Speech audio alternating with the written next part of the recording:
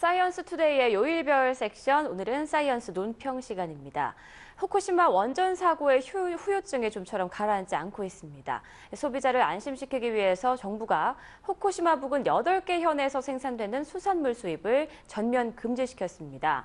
그런데도 일본산 수산물에 대한 괴담은 좀처럼 사라지지 않고 있는데요. 자, 그럼 이 부분에 대해서 자세히 알아보도록 하겠습니다. 박사님 안녕하십니까? 네, 안녕하세요. 네, 일본산 수산물이 정말 위험한가요? 얼마나 위험한가요? 정확하게 말씀드리면은 위험할 가능성이 상당히 높아지고 있다. 이렇게 표현을 해드려야 될 것 같습니다. 네. 일본의 그 후쿠시마 원전 사고 부근에서 그 오염된 지하수가 태평양으로 흘러 들어가고 있다는 게 그 확인이 됐죠. 그래서 이제 그 부근에 사는 그 물고기들이 방사선에 오염될 가능성이 상당히 높아졌습니다. 근데 과연 우리가 이제 그 오염된 지역의 물고기를 잡아서 그 우리나라까지 수입을 하게 되느냐는 이제 그 확실하지 않고요. 네. 우리가 이제 가지고 있는 기술력을 총동원해서 우리 국민들이 안심하고 먹을 수 있는 그런 그 안전장치를 만드는 데 총력을 기울여야 할 겁니다. 네. 자, 일본산 수산물의 수입을 금지하기로 한 정부의 결정은 합리적이었다라고 보시나요? 합리적이기보다는 어쩔 수 없는 선택이었다. 이렇게 표현을 할 수 있을 것 같습니다. 네. 어떤 이유로든지 우리 국민들이 갑자기 그 일본산 수산물에 대해서 걱정을 하게 됐고, 그런 걱정을 수용해 주는 게 정부의 책임이고 의무라고 생각합니다.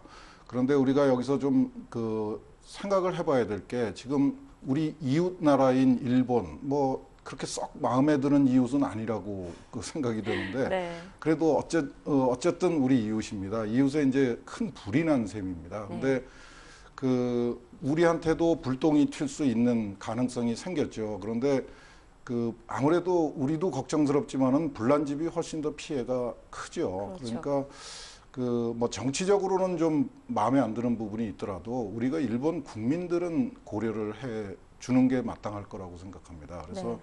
우리도 걱정스럽지만은 이웃 일본은 더 걱정을 하고 있습니다. 그래서 예. 좀 너무 이렇게 요란스럽게 걱정을 표현하는 것보다는 조금 더 냉정하고 차분하게 그 일본 국민들도 좀 걱정을 해주는 좀 너그러움이 있었으면 좋겠다, 그런 생각입니다. 네.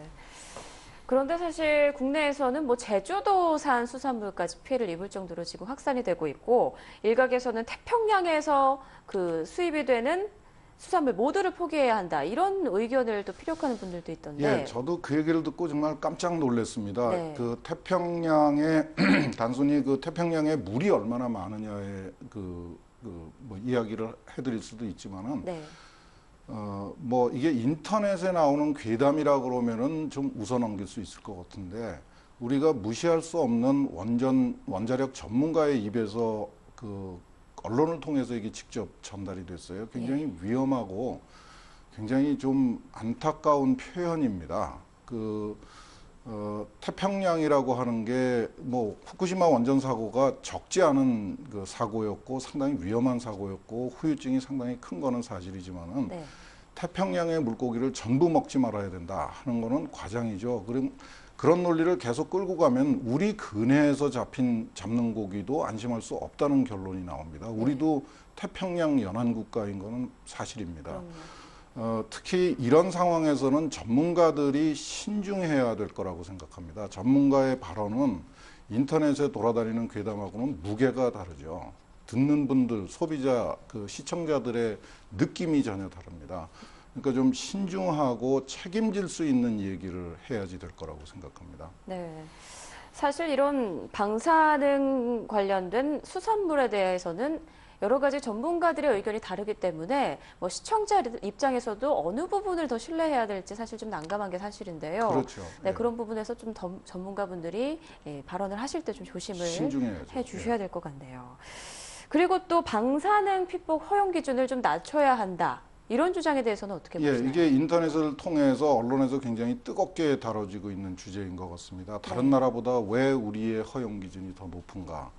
그 허용 기준이, 이것도 또 어느 전문가의 입을 통해서 나오는데, 허용 기준이 우리의 체격이나 우리의 과거 그 사고 경험이나 이런 거에 의해서 결정된다고 이야기를 해서 상당히 당혹스러웠습니다. 네.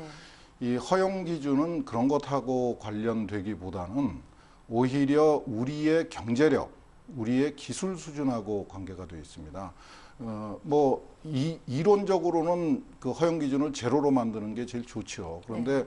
그렇게 되면은 우리가 먹을 수 있는 수산물이 전혀 없게 되는 상황이 되고 그 비용이 그 허용 기준은 정해놓는 것이 중요한 게 아니라 정해놓은 허용 기준을 지키는 게 그 네. 소비자들, 그 생산자들, 유통업자들이 지키도록 감독하는 게 더 힘듭니다. 네.